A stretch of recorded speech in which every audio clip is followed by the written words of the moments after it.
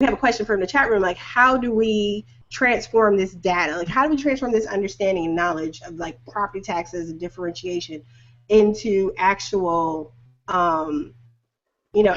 How do we make this actionable? How do we use this information as we're going forward? And then what does it mean like in terms of Bernie versus Hillary? I think pushing first local and state candidates to talk about and propose replacements for the property tax reliant system, as well as how states allocate resources. Because that'd be like PG an example. Their property tax rates, there could be like a local or state thing where they're just not using as much of that large property tax base for their schools for some reason, um, and using it for something else. I'm not sure. I do know PG County. There is a large difference between PG County schools and Montgomery schools as well. I went to a private school in PG County, but just interact. You could definitely tell a stark difference because I used to be around in Montgomery County a lot more in Bethesda. So yeah, there's a stark difference. Yeah, there's definitely if better to investigate it at more of a local level, just doing it by state, or even just in terms of a community or an area, school by school, neighborhood by neighborhood. We could probably look at the numbers and be like, okay, so this is what this school is doing. This is the subjects they're strong in, and this is how much funding they're getting versus this school over here. Maybe they don't need as much funding. They have too much money. They don't know what to do with it. So we go over here. We send it over here to the kids who need it more, type thing. It's it's very hard to just look at an entire state because obviously in California, for instance, there's just so many different places, and the average may not reflect the humongous needs that certain communities need in terms of education funding, or just a certain focus on their education and improving their system and structure and everything else. It's like you guys have been saying, it's a very local thing, and it's hard to look, that's kind of one of the things I dislike about data sometimes. Just looking at it state by state, we can kind of see and we can kind of understand it a little bit better, but it kind of makes us go, okay, well, what more can we do? And that's when you need to really focus more on individual places and figure things out and pick things out, and it goes, it comes full circle to a NOAA just being like, we need to focus on local stuff, going from the ground up, and just figuring stuff out within our own communities. Yeah, so Solomon, do you want to give a little, just like the conversation that you and I and Ben have had like before about, going to the part of the question. And I think one of the things we talk about is it's great because we really talk on this high intellectual level up here, but and of course we tend to have an audience who gets it and they're hanging in there with us. But like, how do we break it down? Like, if we're trying to engage, because because again, like, it's great that we have a presidential candidate that's talking about these very local issues. That's what I really like about Bernie, like, so much. He can talk about this stuff on this big macro level, but then he can get down, especially from his experience having been a mayor, he can really get down on that individual level and at the local city, the smallest governmental level, and really talk about how these issues are really directly affecting people. But I think, like Solomon and I and Ben have talked before, sometimes that unfortunately gets lost in a soundbite during a town hall or a forum, and it's not necessarily readily accessible for the average person looking for this information. So, like, if you could give just a little bit of what we talked about, previously about what how this all came about in terms of like this particular aspect of like his K through 12 kind of, the property tax aspect, and then I'm going to pull up just a little bit more because it's something you said about, or one of you said about, early childhood and how that all fills in. Yeah, I was actually talking about, I think, what Bernie, maybe someone should push Bernie to, he talks about universal college, but what about universal child care? I know New York passed universal child care in New York City, I believe.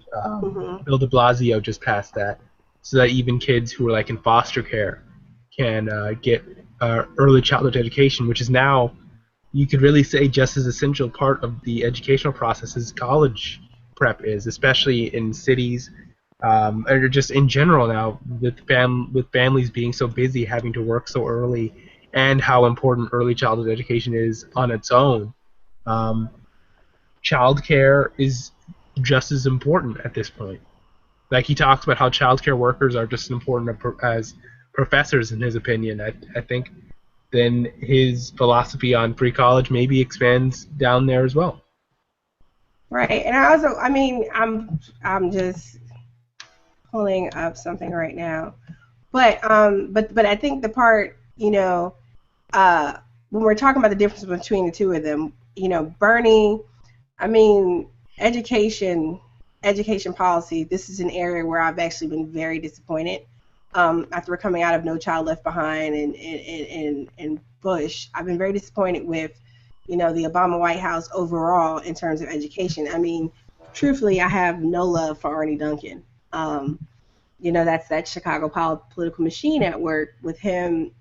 When he took the position, it was, well, what was good in Chicago is good for America.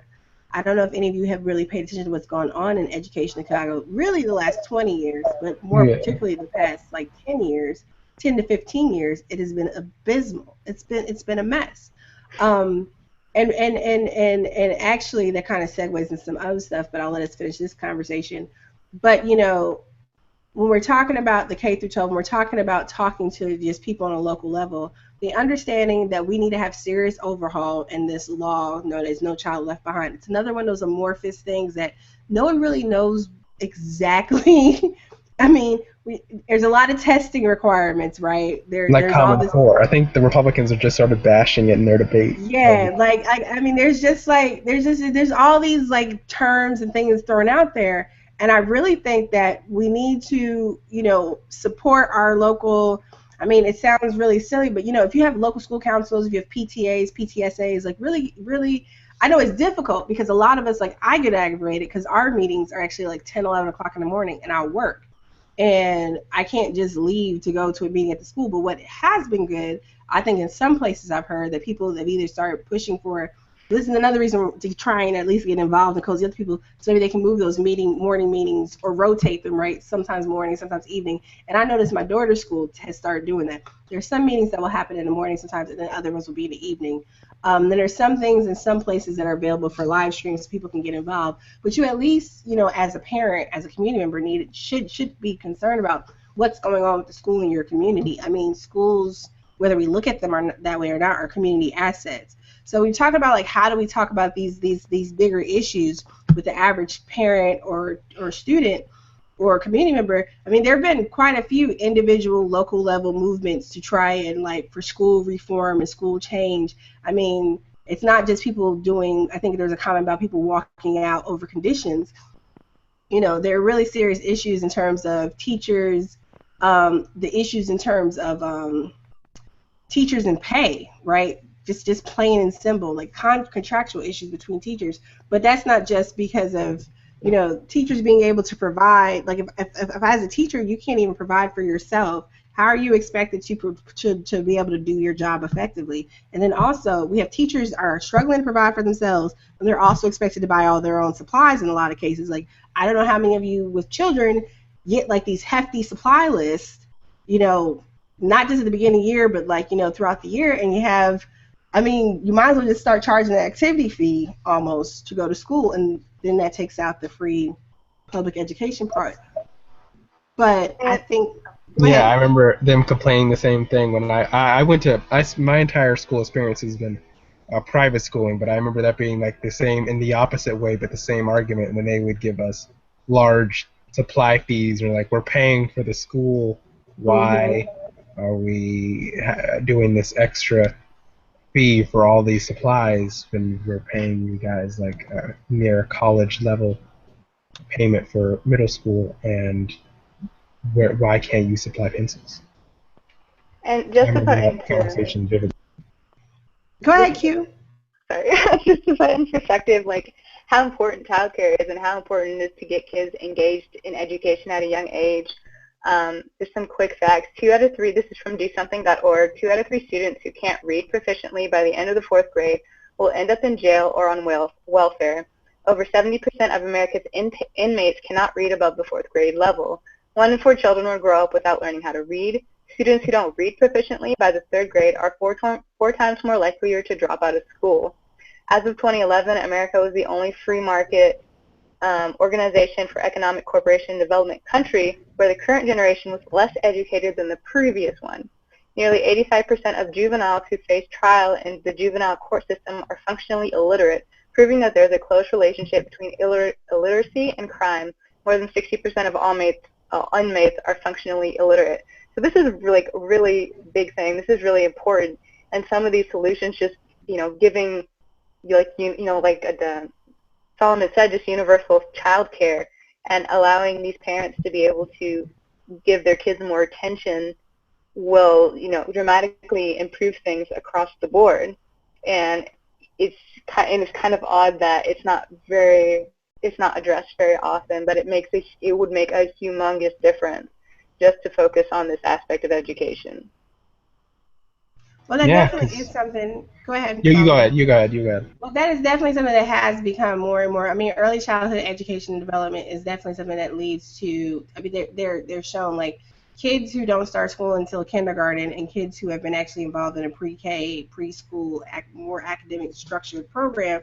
Those children tend to do better, or better prepared for kindergarten. When you, once upon a time in kindergarten, okay, you showed up, you just need to be potty trained and tie your shoes. Now you expected to be able to already write your name. And I mean, there's this long list of stuff. So if kids aren't active, they're already behind. Same thing with when you talk about literacy, reading kids at a young age. But when we're talking about communities that already have been structurally left behind in various ways, we have poor educational opportunities. So you're talking about, in some cases, parents who don't necessarily have the education background and involved as well, so what do you do? Like, how do you help parents? How do you help those who are not as engaged or do not have necessarily the same education? Because, if I have a parent that didn't graduate from high school themselves that struggles with certain, whether it's literacy or math skills or whatever, and we have these children who need help with their homework and all this, I think we need to have, because we're getting away from the funding issue, but it's kind of still related because one of the things when I was working in Chicago we talked about was community schools and having wraparound supports to have increased opportunity for adult literacy, for GED training programs and things like that, because then that also helps you bring people into the school and have your community active and involved. But then so it creates some type of synergy between the school and the community, because a lot of times our schools exist and then there's the community and there's not much interaction, togetherness. I mean, strong schools lead to strong communities, and strong communities yield strong schools. So we need each other. If we're talking about how do you start talking about these issues with, I see we're getting a lot of questions. So how do we talk about this with people who are less informed? I mean, you talk to people at the level that they understand. You engage them about, what's going on in the local school, where you're at. Like, so if you understand this, you got to see where people are at and what their ability to understand, and you just break it down. Maybe you need to have a series of conversations with people. I mean, the fact that your kids are going to a school where they either don't have books or the books are falling apart. I mean, you kind of, if you're paying attention, you kind of get the sense and understand about what's going on with your school. You may not know what to do about it, but you kind of have a general idea of what's going on. I mean, if you're talking about trying to engage other parents, a good place to start is with, if you have a local school council or some other type of governance board in your community. Like here in Atlanta where we live, we have what they call clusters. So they have, so you have your actual school itself and your PTA and your governance board for your school, but then you have a local cluster that deals with your feeder schools. So my daughter's at the high school, there's a middle school, and then there's several elementary schools. Some places have that type of setup. So kind of being involved and paying attention to what's going on, even though we have to be better about getting information out. For those of us who are interested in working with parents and community on this stuff, we gotta be good about getting information. Not everyone has internet access. A lot of people do. Not everyone is familiar with. You can't just say, "Oh, go look it up." Sometimes people need to be taught or engaged on how to actively research and find that information and stuff. One of the cool things about my daughter's school, which is, it's a very weird dynamic here. The school my daughter goes to. The school my daughter goes to sits in the middle of like one of the wealthiest, areas in America. But it's a Title I funded school. They have a certain amount of students receiving free or reduced lunch, low-income students. So they're considered Title I. So they get extra funds and assistance for being Title I. Because the boundary for the school is really, really huge. So even though it sits in this really ritzy area, um, as is the middle school, they take all these kids in from all the surrounding areas too. So they benefit and they're able to leverage funds in a certain way to do more. So like at the middle school my son goes to, for example, there's a teacher, there's a person, her job is parent liaison. That's all she does is liaise with parents. She helps parents understand how to negotiate and involve and engage. And there was some grant available to Title I schools that they were able to use to create this position. I found that fascinating that this school did that. But I also think that, going back to the question about how do you engage people who are less informed, I think having people who understand how to work the system also makes a big difference, because you can have two schools maybe with similar populations, but depending upon the savvy nature of the parents and faculty members involved, you may have very different outcomes in terms of administration, management, and access to these extra programs and stuff. So it definitely takes some level degree of involvement and willingness to engage to kind of work around some of these issues. I mean, I just talk to people. I find that I may assume people are less informed or don't have, just because, they just work wherever. They're not necessarily a PhD in academic theory or whatever. I'm making stuff up here, but you know what I'm saying? But like, people understand like basic stuff. People understand that my school over here where I live does not get as much opportunity, funding, materials as that school over there. People understand the basics. What may be a little bit more confusing is how do we fix that? And that's where having people who are dedicated and involved and researching and discussing these issues and breaking it down. Do you have time to volunteer maybe at your local church to talk about some of the issues going on with the neighborhood school if there are parents who can't come to a Wednesday afternoon PTA meeting? I mean, we have to figure out ways to get involved in our communities. There are school board meetings and stuff that go on and like only a few parents show up. And like here in Atlanta, like I'm still getting like acclimated to being here and really learning and getting engaged. So like I didn't know that the city of Atlanta decided to end its this Atlanta Public Schools decided to end its relationship with the Atlanta Police Department, for example, in terms of providing for like school security and stuff. They're going to have their own internal police force, which really alarms me that the public school system is commissioning their own police force. And I felt bad because as a parent, I had no clue that was even going on. So, we need to, make sure we're informed, but also do our due diligence to make sure other people around us are informed too. And, if you don't care and you don't think that's your responsibility, that's on you. I just really think that as community members, we have to be able to engage and just talk to people about what's going on. Like, hey, do you know, I'm just striking up a conversation, working into regular conversation. Like, do you know this happened with this teacher, or does your kid take this class? Do they have books? Oh, what are the condition of the books? Well, that's interesting. Well, I was talking to my girlfriend whose kids go to blah, blah, blah school. I mean, just regular conversation with people, because I think that's how we really get people active and engaged, because people want to do something. So we have another comment. Says people need to understand that when Bernie is talking about childcare, he's talking about pre-K education. He is and he isn't. I do agree that he's talking about early there's a difference, and he does talk about access and affordable childcare.